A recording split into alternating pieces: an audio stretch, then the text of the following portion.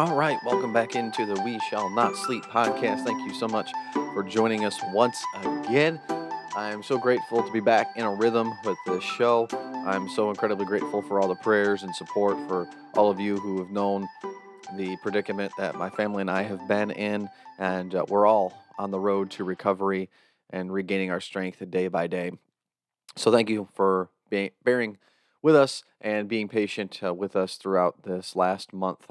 October 2021 is going to be a month that I could just forget as soon as possible, please. Anyway, please feel free to connect with us on Facebook. It's where I post all the updates and the new episode links. We're hosted on SoundCloud. Thank you so much to them. Our YouTube channel has the shows as well, and you can find us anywhere you have podcasts, including Spotify, Google, and Apple Podcasts. So please connect with us there. If you ever want to give us feedback, shout out to our Gmail account, wsnspodcast@gmail.com. All right. So for those of you who potentially listen to my sermons on Sunday when I upload them, I just got done talking about King Josiah. What a fascinating story. You can find his story in two places in the Old Testament. That would be Second Chronicles chapters 34 and 35 or Second Kings 22 and 23. In this particular account, I'll be taking a lot of the stuff from the Second Kings passage. But he is actually first mentioned and prophesied in First Kings chapter 13 during the reign of Jeroboam.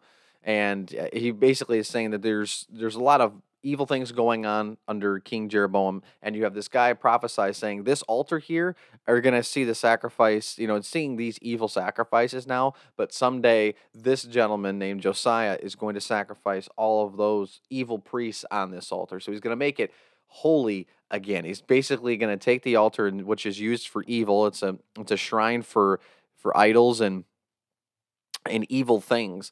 It's actually going to be used someday during this line of something good, actually, what it was meant for. And what we get into when you come to Josiah, the list of kings have been horrible. It's been, and they did evil in the eyes of the Lord, and he did evil in the eyes of the Lord, just like his forefathers. And you have this time where you have Manasseh and Ammon, his grandfather and father, who were doing evil in the sight of the Lord. And at this time, it had been several generations since the Israelites had practiced anything remotely to worshiping Yahweh. They had completely forgotten what their place was.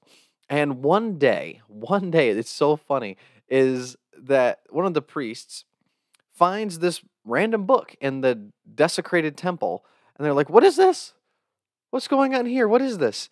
And they're like, "Oh, this is like this ancient book that our forefathers used to worship Yahweh with. It gave us instruction and told us our story." You see, at this point in the journey, it had been so long they had forgotten all of that. Isn't that interesting? It kind of something that evokes like a film plot or a book plot of where the protagonist, he's doing his thing, he's having some hardships, and they find this mysterious book. And this mysterious book shows them the ways of life or gives them supernatural powers. I mean, you can see that parallel there somewhere, right?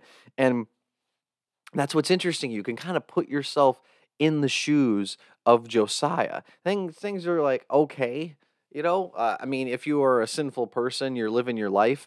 It's going to give you some sort of happiness, right? Because you're doing what you want, whenever you want, however you want. But it's not fulfilling the inner needs of the soul. There's still an insatiable desire that has not been met, and that's the inner desires of the soul. That's where we believe God truly interacts with humanity, brings us joy through living a holy life. So they find this book and they're like, "Oh my gosh, I can't believe that this is what we're supposed to do." So Josiah, in the midst of a lot of evil, a lot of sinful practices, takes this book and says, "Oh my gosh, no wonder why things aren't going better." I'm putting it very, very plainly. And so what he does is he tears down all of the shrines, all of the idols, and he turns the people's hearts back to Yahweh. That's what he does. And that's what he's credited for. And so you have this complete change in in this action, and you have this break in this sinful line of kings. I'll read for you just briefly here in 2 Kings 23. This is after they find this particular book, and it's Josiah's covenant. He says, "Then the king sent, and they gathered to him all the elders of Judah and of Jerusalem. The king went up to the house of the Lord, and all the men of Judah, and all the inhabitants of Jerusalem with him, and the priests and the prophets, and all the people, both small and great. And he read in their hearing all the words of the book of the covenant which was found in the house of the Lord. The king stood by the pillar and made a covenant before the Lord to walk after the Lord and to keep his commandments and his testimonies and his statutes with all his heart and all his soul, to carry out the words of the covenant that were written in this book. And all the people entered into the covenant." So you have the king reading from the book, and he begins to make this new covenant, and everyone enters into it. And that's huge as a leader. When you're presented with truth, what do you do with it? What an amazing thing for Josiah in the midst of all of this to say, "No, we're gonna do this. We are gonna remember who we were as a people and what Yahweh did for us." Because see, at that point they had forgotten. So Hilkiah, this high priest who got this book and said, "Hey, look what we found." He's like, "Oh my gosh." Can you imagine sometimes with sinful people, when we're presented with truth, we're presented with an opportunity to reform. There's a lot of people that don't want to take that chance, right? Like, no, I don't want this. I don't want to deal with this. But Josiah, he has a heart change. He's humble.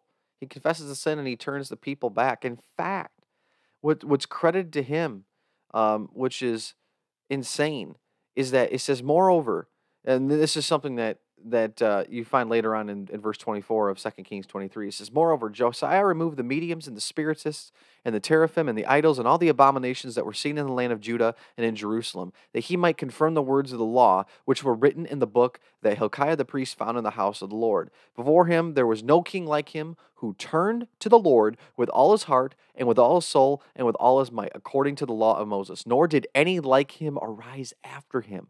What an amazing compliment to give a king. No one turned the hearts and the minds of people back to the Lord, nor was there anyone else that arose after him that was like him. What an amazing compliment. And then you get to verse 26, where it's kind of like, oh. However, the Lord did not turn from the fierceness of his great wrath, which his anger burned against Judah, because all of the provocations with which Manasseh had provoked him, Josiah's grandfather. The Lord said, "I will remove Judah also from my sight, as I have removed Israel, and I will cast off Jerusalem, this city which I have chosen, and the temple of which I said, my name shall be there." Now, the rest of the acts of Josiah and all that he did, are they not written in the book of Chronicles of the kings of Judah? In his days, Pharaoh Necho, king of Egypt, went up to the king of Assyria to the river Euphrates, and King Josiah went to meet him. When the Pharaoh Necho saw him, he killed him at Megiddo. The servants drove his body in a chariot from Megiddo and brought him to Jerusalem and buried him in his own tomb. Then the people of the land took Jehoahaz, the son of Josiah, and anointed him and made him king in place of his father. Jehoahaz was 23 years old when he became king, and he reigned 3 months in Jerusalem, and his mother's name was Hamedal, the daughter of Jeremiah of Libnah. He did evil in the sight of the Lord, according to all that his fathers had done. Wonderful. What a movie that would be, right?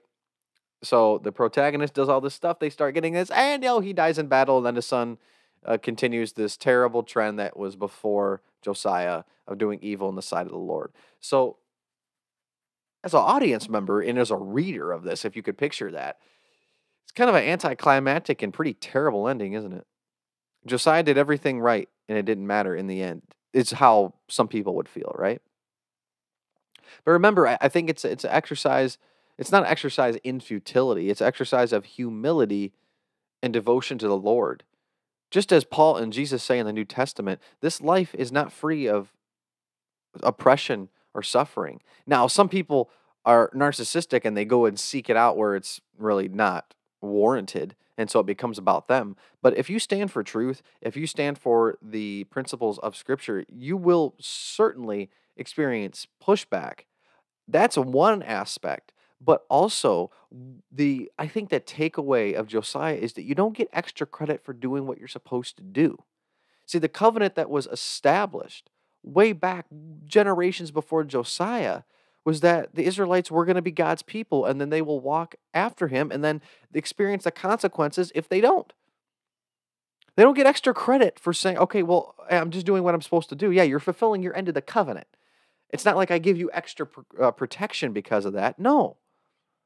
And there's got to be consequences of sin. Now, God's very merciful. He's incredibly merciful. You just got to go look at the story of Jonah if you want to see how merciful God is. He's not a vindictive dictator like people make him out to be in the Old Testament. Absolutely not. But he's holding to account the sin of the people. Somebody has to pay for it. And when you're talking about is sinful and where you can't even make a difference out between the Israelites and other people, of course they're going to experience the consequences of their sin, right? So in this case, Josiah, he gets credited with one of the highest compliments in the Old Testament because of what he did. Think of the people that he saved. Think of the people that turned back to Yahweh and that potentially have died in old age or in battle, but they died serving the Lord. Josiah gets credited with that in the Bible here. And it's been written, it's been recorded for the rest of history to read. He certainly receives his reward in heaven. But don't overthink for a second that because we're serving the Lord, that guarantees us like protection or free from harm for the rest of our lives. For certain people, sure. Obviously, we see that. We see the prosperity given to certain people who serve the Lord. But again, I wonder if we ask ourselves, what best serves God here? If our life is not our own and we're laying down our own lives for the sake of the gospel, my question is like, well, whom are we serving then? We're serving God's purpose, and if it's God's will that I be removed from the picture, I know that's a very difficult teaching to accept, but so be it. Because if we trust that God has what's best for us, and we're going into eternity, embracing God's will, what a peaceful way to go out. Unfortunately, not a lot of people know that type of peace. And I think this particular passage can be troubling for some because they've grown up being taught or maybe believing themselves out of their own volition that somehow if I do this, I'm entitled to a life free from oppression, persecution, suffering, which I don't see where the Bible ever says that. If you don't believe me, why don't you read all 66 books and then we maybe can debrief on that. We can have a discussion. So I don't know. These are just some thoughts that I threw around on Sunday, this past Sunday at church, because this is such a strange passage. He did all this, and yet for a lot of people, well, it doesn't really matter because he died, right? And then the Israelites went back to sinning because they had an evil king, right? Yeah, but does that excuse the fact that, yeah, just because something's always been a certain way for as long as we can remember doesn't mean that that should continue, right? I think a lot of younger people can feel that way about a lot of older traditions and certain ways of thought, especially nowadays in America. Just because this is the way it's always been doesn't mean that it's right, nor does it mean that it's wrong.